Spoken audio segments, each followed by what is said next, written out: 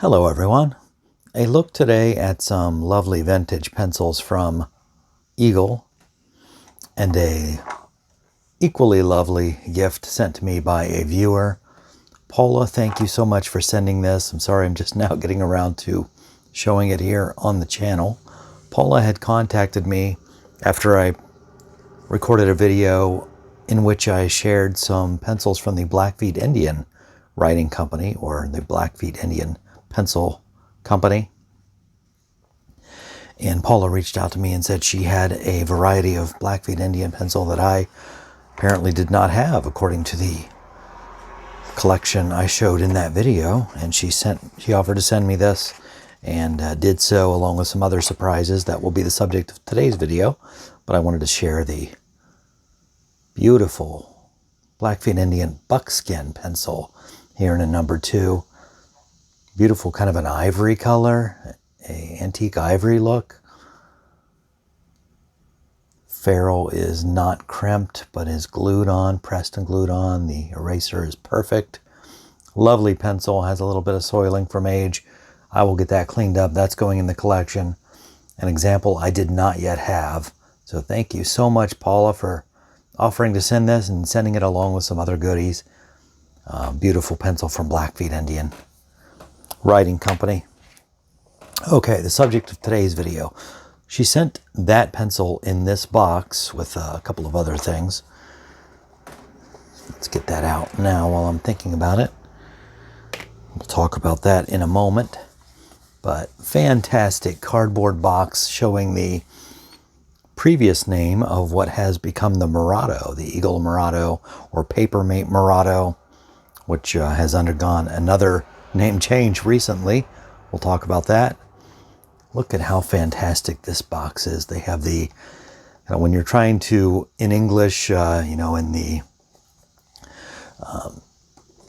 alphabet, trying to make it look, I guess, Oriental, as they would have said back in the day, trying to make an Asian appearance. They use this funky font there. Eagle Mikado pencils, number 174. Some great information here. Registered in the USA, patent, etc. Look at the unusual ferrule there. It has the red band that has become familiar as a part of Eagle and Marado history.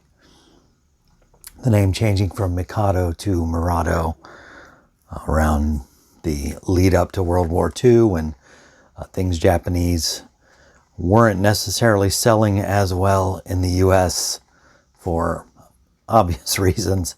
It seems like they could have changed that back at some point, because at some point during the latter half of the 20th century, things made in Japan suddenly became very, very, very desirable because of the quality of the engineering and the manufacture. But that's another story. Just a fantastic piece of pencil history here, in great shape. We've got the finest graphite, specially prepared lead, Mikado. And we have a portrait of someone, anyone who knows, Eagle Pencil Company in New York, USA. Anything else on here of interest?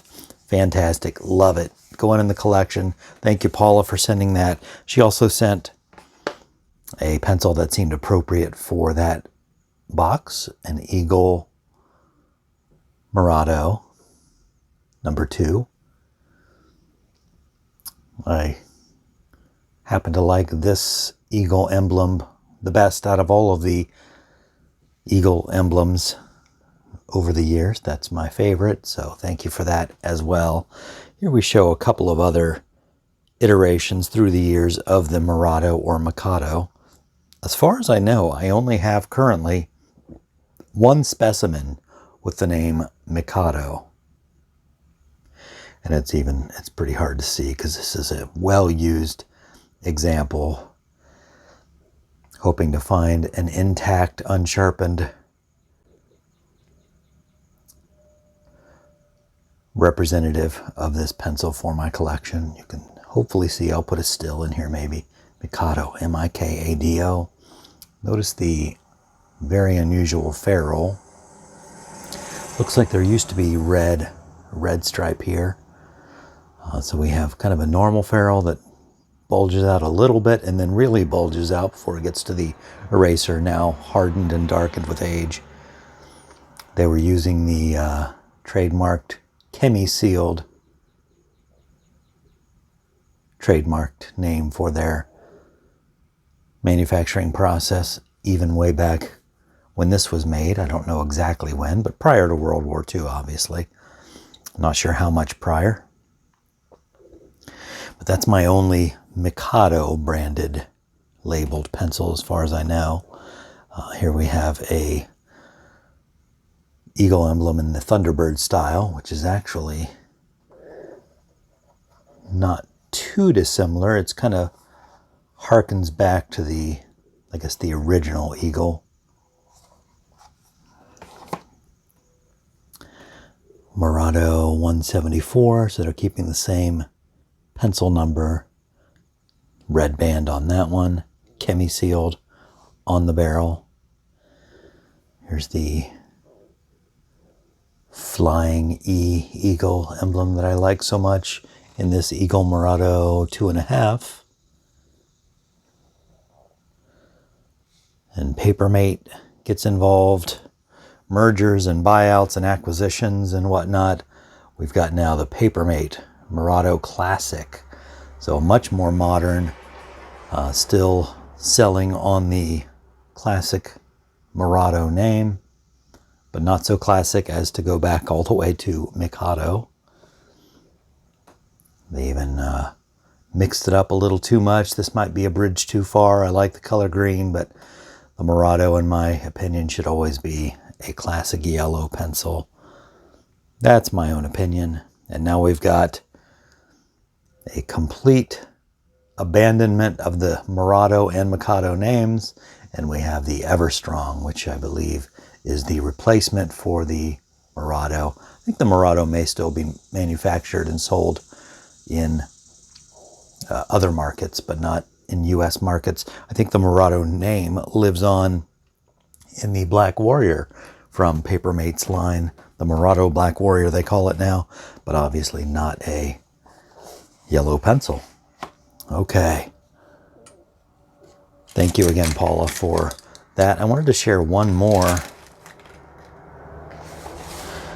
interesting eagle pencil that I just came upon. This was in the estate of a relative, and was in some paintbrushes and whatnot. This particular relative was an artist, mostly photography, but also some painting and obviously sketching. But this pencil from Eagle, the Radiolite, was in that artist kit, and it's such a lovely pencil. I don't think I have one quite like it in my Eagle collection. So in memory of this relative, and because it looks so beautiful and goes nicely in my collection, I'll hang on to this one, the Radiolite number 85, number 2 pencil. No colored band here. I don't know if it did have one at one time, as Eagle products tend to do. It has kind of a metallic cherry red. Beautiful, made in USA. And the Thunderbird logo. Absolutely love it. Let's grab that pad of paper. Try it out. Radiolite makes one think of, where's my, there we go. Not period appropriate, but that's what I happen to have nearby. Listening to the shortwave late into the night, recording what frequency I'm picking up and where it's located.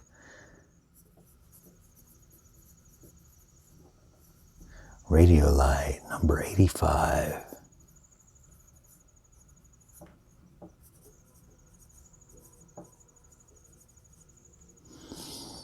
Such a classic, terrific pencil.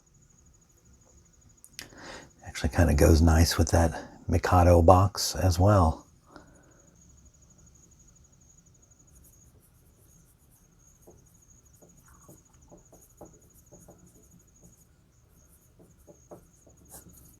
Keep that next to my radio listening set up so I can record, or keep it in the box of Eagle pencils. Probably that's what I'll do.